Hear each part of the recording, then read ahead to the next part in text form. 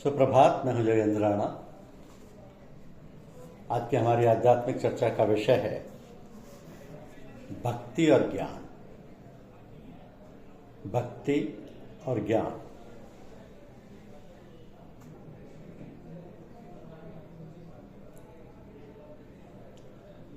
शब्दों में शक्ति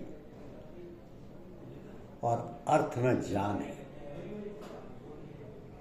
भक्ति के अर्थ प्रेम से हैं, ज्ञान के अर्थ जानकारी के हैं, कर्म के अर्थ किसी कार्य के करने पर आरूढ़ हो जाने के हैं।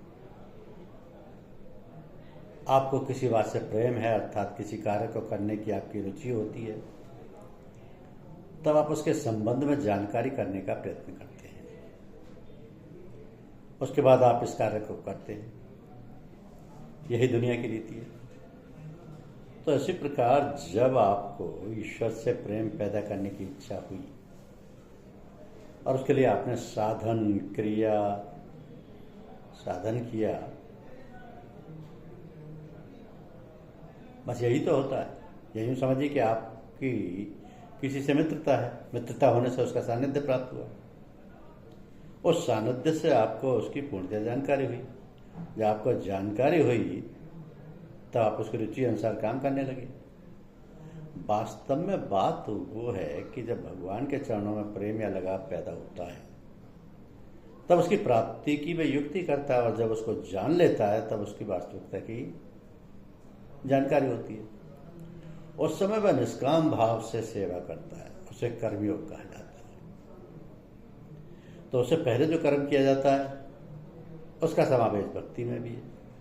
यदि वह वास्तव में ईश्वराधीन रहने की स्थिति में है और यदि यश, प्रतिष्ठा और दिखावा आदि के लिए है तो उसकी गणना किसी में भी नहीं है। वह दुष्कर्म की व्याख्या में आता है। और जो अहंकार की जड़ों को दृढ़ करता है तो समझना यह कि परम शांति किस प्रकार प्राप्त हो। तो अपने अपने अधिकार और रुचि के अनुसार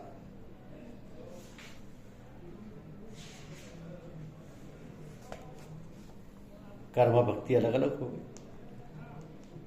तो ये कोई आवश्यक नहीं है कि एक ही मार्ग पर सब लोग चलें, या कोई विशेष मार्ग दूसरे मार्ग से अधिक सरल है। वास्तविकता यह है कि जिसकी रुचि जिस ओर है उसको उसी मार्ग पर चलकर शीघ्र ही सफलता मिलेगी। यदि वह उसके प्रतिकूल मार्ग को अपनाएगा तो लक्ष्य से विपरीत और दूर पड़ जाएगा। तो गुरुदेव के यहाँ इसका बहुत विचार किया जाता है। जो व्यक्ति जिस धर्म का, जिस रुचि का होता है उसके बराबर, उसके अनुसार उसको वैसा ही अभ्यास कराया जाता है। इसी कारण लोगों को शीघ्र सफलता मिल जाती है। तो ज्ञान और भक्ति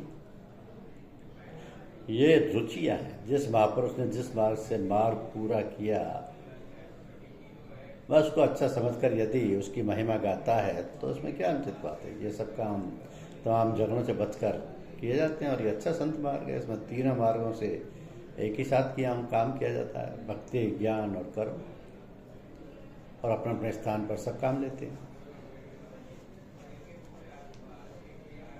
तो जिस प्रकार कोई राजा के दुश्मन पर चढ़ाई करने से पहले अपनी शक्ति, फौज, धन, जनता की आज्ञाकारिता, मंत्रियों की बुद्धिमत्ता, क्षत्रियों की बहादुरी और विश्वसनीयता का एक बार परीक्षण करता है, दूसरी ओर वैरी की ऐसी बातों का और उसकी शक्ति आदि की जानकारी करने के बाद यह निर्णय लेता है कि कहाँ, कब और किस ओर से आक्रमण करना चाहिए। उसी प्रकार इस देवासुर संग्राम को करने के लिए सब तैयारियां करके जो मनुष्य बुद्धिमत्ता से कार्रवाई करता है वो निश्चित ही सफल होता है। यद्यपि आप चुप्पी साधे हो, किंतु आपका मन संत मत के विषय में जानने के लिए व्याकुल हो, तो संत मत को जानिए। क्योंकि गुरु के बताए अभ्यास पर उन्हीं की सहायता से अंदरूनी चक्रों को जागृत करके, उनको स्वच्छ और शुद्ध करके, बाह्य और आभ्यंतर व्यवहार शुद्ध और स्वच्छ कर लेना और हृदय में स्वामी के दर्शन पाना, ये रास्ते में आवश्यक है। आत्मिक विद्या के आंतरिक ज्ञान को वैज्ञानिक ढंग से करना संत मत है। इसमें 5 चीजें प्रमुख हैं: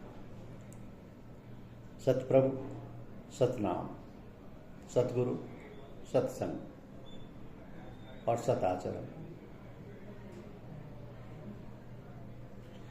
अब इसका सब कुछ लक्ष्य सतगुरु पर या संत मत में रखा गया है। तो संत मत में सबसे श्रेष्ठ पद गुरु का रखा गया। कुछ थोड़े से वचन गुरु महिमा के अगर आप जान लेते हैं तो आपको ज्यादा आसान हो जाता है कि गुरु समृद्ध सिर पर खड़े काहे कमी दास, रिद्धि सिद्धि सेवा करे मुक्ति न छोड़े आस। भिक्षा मेरे जुगन की पल में दिए मिलाए, जो बल चाहे आपनो सो सतगुरु खोजे जाए। बिन गुरु भव निधि तरे न कोई, जो बिरंत संकट सम हुई। बंधव गुरुपद कंज कृपा सिंधु नर रूप हरि, महामोह तम पुंज जासु बचन रवि करे निकर। तो संतमत की जो स्थिति है उसमें गुरुओं के भी बहुत से भेद हैं।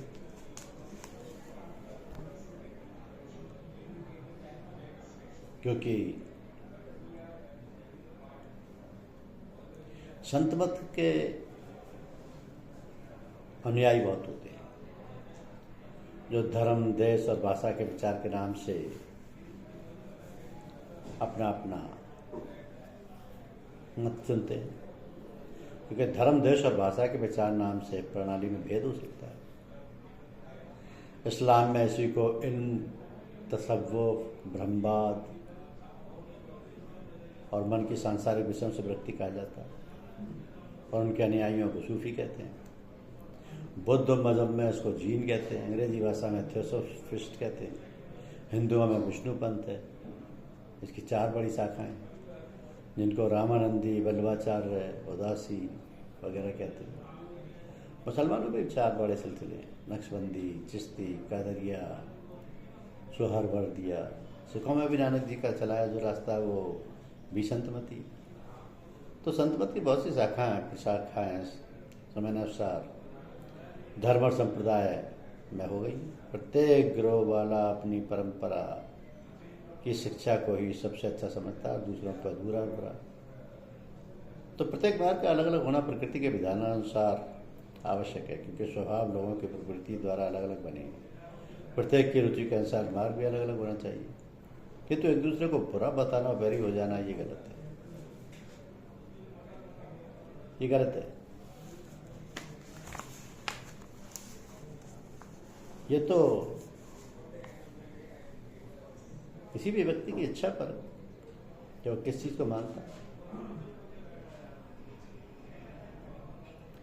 जो सर्वगुण संपन्न समर्थ गुरु है वो सभी संप्रदायों से परिचित और जानकार हो, उनकी शिक्षा दे सकता हो।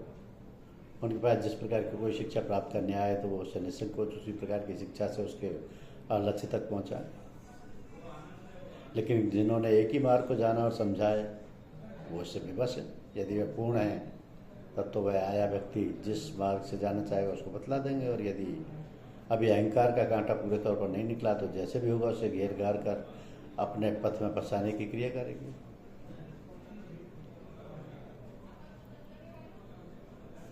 तो इसके बारे में पंथों के, जो समुदायों के, ये सभी जगह पाए जाते हैं, कोई नई बात नहीं है। लेकिन भक्ति के साथ ज्ञान का स्थान बहुत महत्वपूर्ण है। और ये जो ज्ञान मार्ग है, ये ज्ञान योग है। ज्ञान के द्वारा ईश्वर के साथ युक्त होने का उपाय है। ज्ञान योग में ज्ञानी साधक ब्रह्म को जानना चाहता है। वो नेति नेति विचार करते हुए एक एक करके मिथ्या वस्तुओं का त्याग करता जाता है। जहाँ विचार समाप्त हो जाता है वहीं समाधि होती है, ब्रह्म ज्ञान होता है। तो चोर घर में घुसकर अंधेरे में वस्तुओं को टटोलता है। मेज पर हाथ रखा, यह नहीं कहकर छोड़ दिया। फिर शायद कुर्सी पर हाथ रखा, उसे भी नहीं कहकर छोड़ दिया। इस तरह ये नहीं, यानी नेति नेति करते हुए एक के बाद एक वस्तुओं को छानबीन करते करते अंत में उसका हाथ तिजोरी वाली पेटी पर पड़ जाता है। तब वो कहता है यही है, यानी इति क्या होता है। और वही नहीं उसकी खोज समाप्त हो जाती है। तो ब्रह्म का अनुसंधान भी इसी प्रकार है। विचार के द्वारा जो ज्ञान होता है वो एक किस्म का है, और ध्यान के द्वारा जो ज्ञान होता है वो और एक किस्म का है, फिर उनके साक्षात्कार से जो होता है वो कुछ और ही। तो सबका ज्ञान एक जैसा नहीं होता। व्यक्ति व्यक्ति के ज्ञान में तारतम्य होता है। सांसारिक जीवों का ज्ञान इतना तेज नहीं होता। वो मानो दीपक का प्रकाश है, उसके द्वारा सिर्फ कमरे में ही उजाला होता है। भक्त का ज्ञान मानो चांदनी है, उससे भीतर और बाहर दोनों ओर दिखाई पड़ता है। परंतु अवतार आदि का ज्ञान मानव सूर्य का प्रकाश है। वे मानव ज्ञान सूर्य हैं। उनके प्रकाश से युगों का संचित ज्ञानांधकार दूर हो जाता है। मनुष्य स्वयं को पहचान कर फिर भगवान को पहचान सकता है। मैं कौन हूँ, हाथ पैर रक्त मांस में से मैं कौन है, इस तरह भली बात विचार करने पर दिखाई देता है कि मैं नाम की कोई वस्तु है ही नहीं। जिस प्रकार प्याज का छिलका अलग करते जाओ छिलका ही छिलका निकलता जाता है, सारा भाग कुछ मिलता ही नहीं। उसी प्रकार विचार करने पर मैंपन के नाम से कुछ नहीं मिलता। अंत में जो बचता वही आत्मा या चैतन्य है। मैं मेरा का दूर हो जाने पर भगवान दर्शन देते हैं। जब तक भगवान वहाँ अर्थात दूर या बाहर, तब तक अज्ञान है। जब वह यहाँ अर्थात अंतर में, तभी ज्ञान आता है। तो श्री रामकृष्ण अपनी छाती पर हाथ रखकर कहते कि जिसके लिए भगवान यहाँ अर्थात हृदय में, उसके लिए वहाँ यानी बाहर भी। जिसके लिए वह यहाँ नहीं है, उसके लिए वहाँ भी नहीं। जो उन्हें अपने हृदय मंदिर में देखता है वो उन्हें जगत मंदिर में भी देख सकता है। एक आदमी आधी रात को उठा और तम्बाकू पीने की इच्छा से टिकिया सुलगाने के लिए पड़ोसी के घर जाकर दरवाज़ा खटखटाने लगा। घर में सभी लोग सो गए थे। काफ़ी देर बाद एक व्यक्ति ने दरवाज़ा खोला, पूछा क्यों जी क्या बात है। इस आदमी ने कहा तम्बाकू पीना है, टिकिया सुलगाने के लिए थोड़ी अंगार चाहिए थी। पड़ोसी ने कहा तुम भी बड़े अजीब हो, अंगार के लिए आधी रात को इतनी तकलीफ उठाकर तुम यहाँ आए, इतना दरवाज़ा खटखटाया, पर तुम्हारे तो हाथ में ही में लालटेन जल रही है। तो मनुष्य जो पाना चाहता है उसके पास ही है, फिर भी उसके लिए नाना जगह भटकता फिरता है। और मनुष्य दो प्रकार का होता है, अनुलोम और विलोम, यानी विचार। मनुष्य में विचार, अनुलोम और विलोम। अनुलोम मार्ग से विचार करते हुए मनुष्य सृष्टि से सृष्टिकर्ता में, कार्य से कारण में जा पहुँचता है। फिर विलोम मार्ग से विचार शुरू होता है। ईश्वर को प्राप्त कर लेने के बाद मनुष्य देखता है कि मैंने सृष्टि के सभी क्रियाकलापों में सर्वत्र वे ही प्रकाशित है। एक है विश्लेषणात्मक और दूसरे हैं संश्लेषणात्मक। तो नेति नेति और इति इति। पहला मानो केले के स्तंभ के खोलों को निकालते निकालते मांझे तक आ पहुंचना है, और दूसरा मांझे पर एक के बाद एक खोल की परतें चढ़ाते हुए स्तंभ तक जाना है। तो ज्ञान एकत्व की ओर ले जाता है, अज्ञान नानत्व की ओर। श्री रामकृष्ण के एक युवक भक्त एक समय वेदांत शास्त्रों के अध्ययन में अत्यधिक निमग्न हो गए। एकदम से भेंट होने पर श्री रामकृष्ण ने कहा क्यों जी, सुना है कि तुम आजकल खूब वेदांत विचारने लगे हो, बहुत अच्छा है। परंतु सब विचारों का उद्देश्य तो केवल यही है ना कि ब्रह्म सत्य, सत्य जगत मिथ्या, इस सिद्धांत पर पहुंचना, या कुछ और। तो युवक भक्त ने श्री रामकृष्ण के इस कथन को समर्थन किया। उनके इन शब्दों को मानो वेदांत पर एक अपना प्रकाश डाला। सुनकर भक्त का मन विस्मय से भर गया।